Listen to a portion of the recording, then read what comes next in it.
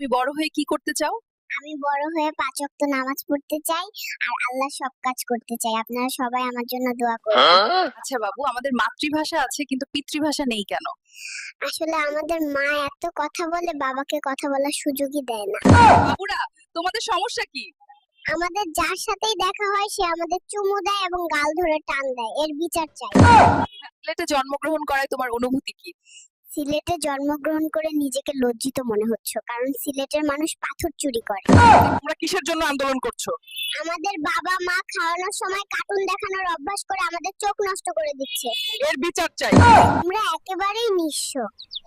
আমাদের বাবা মা ফেসবুক, টিকটক আর পরকীয়ায় হারিয়ে গেছে। আর ওদের ঝগড়ার কারণে আমরা একা হয়ে যাচ্ছি।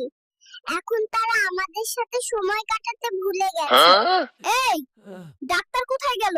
আমাকে কতই না কষ্ট দিল। তারে আজকে ডাক্তারি শিখাবো। ঘরের বউ যদি ভালো হয় তাহলে একজন বেকার পুরুষও প্রতিষ্ঠিত হতে পারবে, আর ঘরের বউটা যদি খারাপ হয় তাহলে একজন প্রতিষ্ঠিত পুরুষও চোখের পলকে ব্যর্থ হয়ে যাবে। আপনারা এখানে কি করছেন? সিলেটে সাদা পাথর তুলে শেষ করে ফেলছি, তাই চাঁদে আইছি পাথর তুলতে।